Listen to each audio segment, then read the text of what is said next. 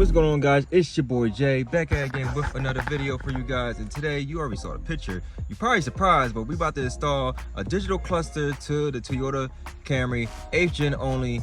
So you know that the 2025 Camry has a full digital cluster. This did not come out because of the 2025 Camry. This has actually been out for a while now, probably 2 years, 3 years, I don't know. All right, so here we have it, full digital cluster that we're going to install. It's a very simple process, guys.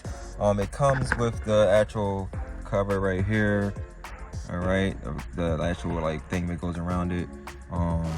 You don't have to get this digital cluster in carbon fiber. You can get it in regular, like, you know, the same material that you have up here on your OEM car. This is what it looked like. It's a very simple process, guys. It comes with a harness on the back.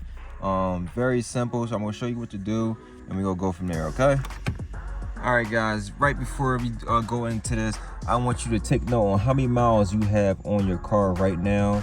All right, because that is extremely important for this. I'm gonna tell you all the pros and cons about the digital cluster. So we want to be able to get to this area right here. So there's a couple different pieces we need to take off. If it looks junky, it's because I already did it myself. I'm just redoing this part for the video. So you want to take off this piece right here. All right, get that out the way. You want to take off this S trim piece right here. All right, you want to get this out the way. You want to take off this piece over here, and you want to take off the push button area. If you don't have a push button, you still have to take off this area off. Okay, take off this area off. Okay, whatever. Anyway, so you want to get to this area. We also going to have to take this down, get this out the way. So now, for the steering wheel area, you see that my cover is not right here. You're going to take off the one screw that's underneath and the two screws that's on the side. You're going to have to turn the car on for it, because you're going to have to move it, the steering wheel side to side, to get to this two bolts that's over here. All right. So now, after all that, take the cluster off.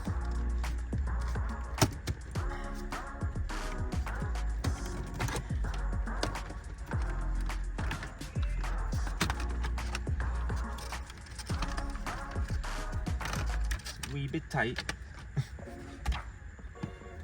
No diddy.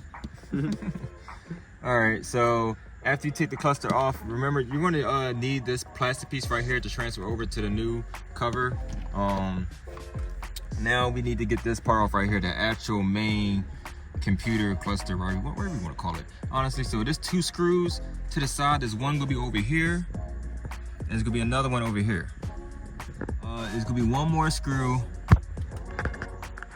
One more screw, like right here. You're going to take that out as well. After you take that out, another thing to mention is that the cover we already just took off right just before is going to have a plug to it. You want to make sure you take that plug out, because otherwise you won't be able to take it off just as easy as me. Another thing I forgot to mention is that my cover is wrapped, but when your cover is not wrapped, you're going to have two pushes on the top that you need to take out before you actually take out the cluster. So now, after you do all that, you should be able to take this cluster out pretty easy. It's just held on by 3 screws and a couple tabs. All right. It is a tight area. And then behind it, it's going to be 2 plugs. You got the one right here, and you got another one right here.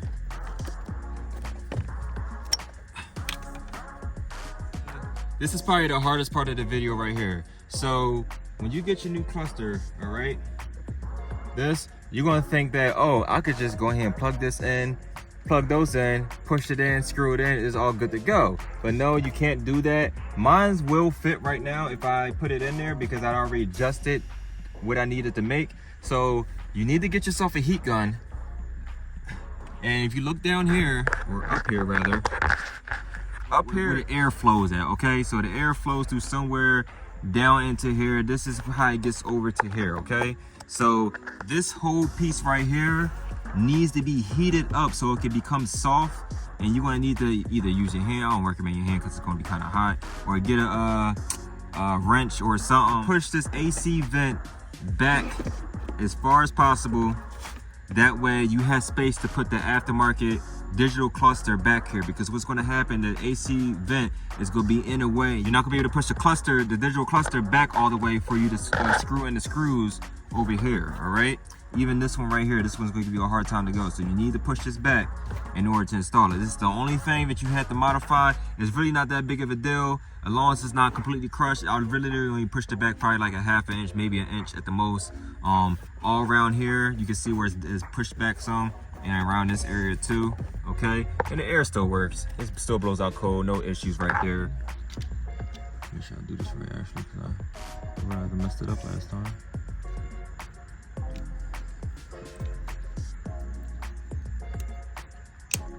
All right, you heard the click. This is actually, okay, it's working. You're gonna take the plugs and you're gonna push them back into like this area right here so they're out of the way. They shouldn't be an issue. The main issue was the AC vent. It's easier if I put it down this way and then pull it back up.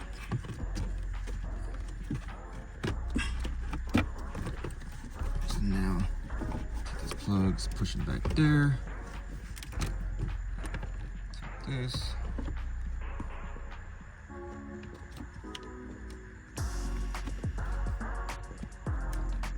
And I'm already good. There's my spare right there. So we can put the one screw over here.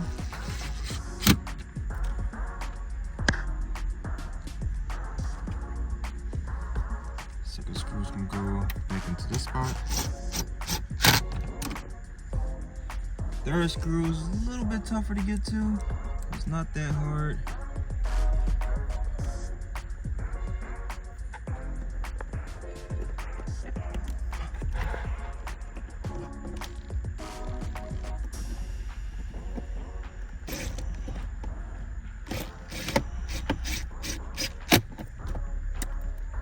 All right. Is there a rag on top of my hood?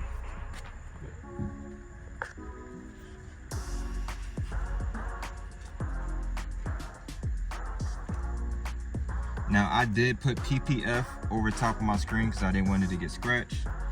Now for this part right here, like I said, we need to transfer over this plastic piece.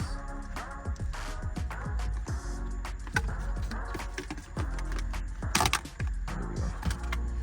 All right, so transfer this over.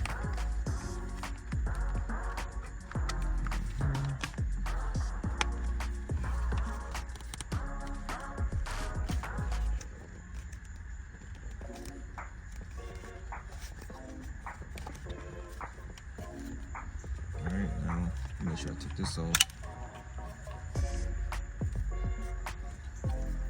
Put this down.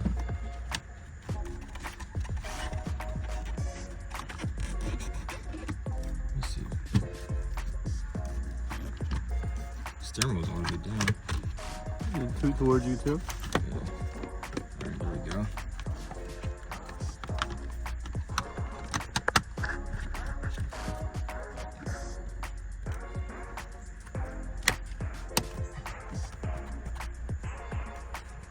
It's always gonna clip into it. I gotta get the things to replace because I don't have them on me no more since I wrapped it. I gotta replace those. And then we're gonna take this part right here, plug it into this. There we go.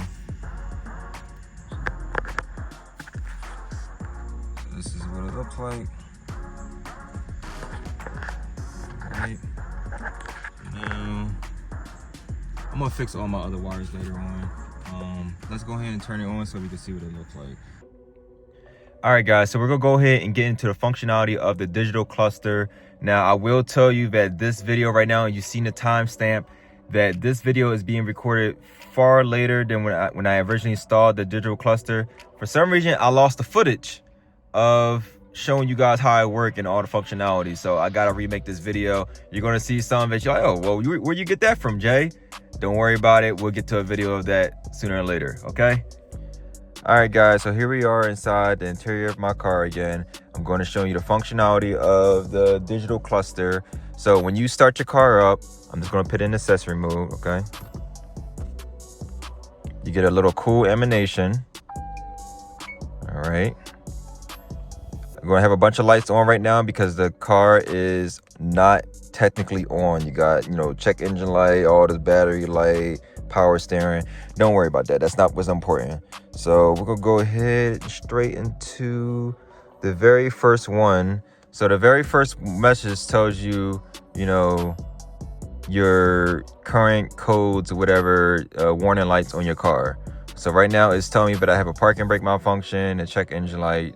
I'm not going to explain that stuff. It's not really that important right now. It's not the point of the video. Next, we have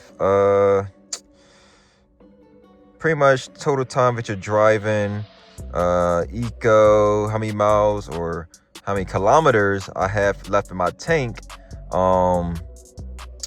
All right, you could reset it. Okay, go over to the next one. Here we have the cruise control and lane departure assist. I have both of those off right now. When you're driving, you will see the car actually moving and the lines look like you're actually, it looks like you're driving. Next, the fourth one is your tire pressure light. Tire pressure, as you see, hold on. As you see, mine's came up as that I have 36, 35 PSI in all of them. Shows me my rear crossing traffic lurkers on, my pre-collisions on, my blind spot monitor is on. Sorry about that. And then last, we have settings off to the side. Now, when you first get your digital cluster, it's going to be in a different language. You're going to have to go to settings. Let me see, it's down to vehicle settings? No, not vehicle settings. You're going to go down to settings. Yeah, there we go. And you're going to click on so pretty much when you go to settings, because you're not going to see it in English, you're going to see it in whatever language it comes in, Russia or whatever, Russian. So you're going to go to settings, you're going to go down to the very last one. It's not going to say settings, but it's going to be settings. You're going to click on it, and you're going to click on the very first one that says language. And then obviously, and then you got the two options. Next, you got units, kilometers, or kilometers per liter, liter per kilometers.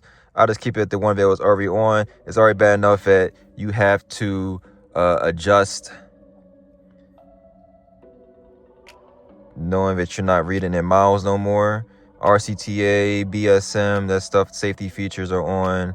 The vehicle settings was the tire pressure light when you need to reset your tire pressure sensors. So what I want to talk to you about is there's a couple things about the digital cluster that you have to kind of just deal with and adjust for. So the first thing you saw me talking about was the kilometers. This digital cluster does not read in miles per hour. It reads in kilometers. So you could, I've already got used to certain numbers on which is which, knowing that, 140 kilometers is like 80 miles per hour. Somewhere around there, it's like a rough estimate. Your miles is not going to read kilometers. So when you get the digital cluster, it's going to start off at 0, guys. It's going to start off at 0. As you see, I have 8,453 kilometers. I've had it since the end of the summer last 2024. So that's when I originally installed it and started actually using it full time. It's very important that you obviously make sure you know what your miles are of your OEM cluster. The gas tank is pretty much the same. It doesn't read in Fahrenheit, it reads in Celsius. It's really not a big deal to me. I don't even look at that anyway. Like it's crazy to see when it says like -10 Celsius when it's really cold outside. Obviously you have settings for what settings? You want to go down to regular settings, and then you could go to meter type, and you could also change it so you don't see the analog, so it's look like a clear, with no regular analogs. So as you see, you can see the difference on that. I never really found the kilometers being a problem because right here on my LED bar, it tells me miles per hour. Up here on my dash cam, it tells me miles per hour. Again, so it doesn't bother me. And guys, honestly, like, usually I give my review on things on like if it's worth buying stuff. This is one of those type of things where it's like it has to be worth it to you. I got this iron sponsored out to me. just to promote it and everything. So like, it's okay, you know what I'm saying? I like the digital, especially because I have a SC Camry. So like, I have the regular look, like the, you know how the TRD cluster look. It's not the XSC one, so it's not the big screen. So like this, I feel like this upgrade is worth it if you have a SC, LE, or TRD. But if you have an XSC, it's kind of like, it really depends if you want it or not. You know what I'm saying? It is cost like, you know, a couple $100s to get it. So other than that, I mean, tell me guys what you think. Is the digital cluster a yay or a nay? So comment below and let me know what you think about it. I will leave a link inside the description. Till next time guys, whatever my next video may be,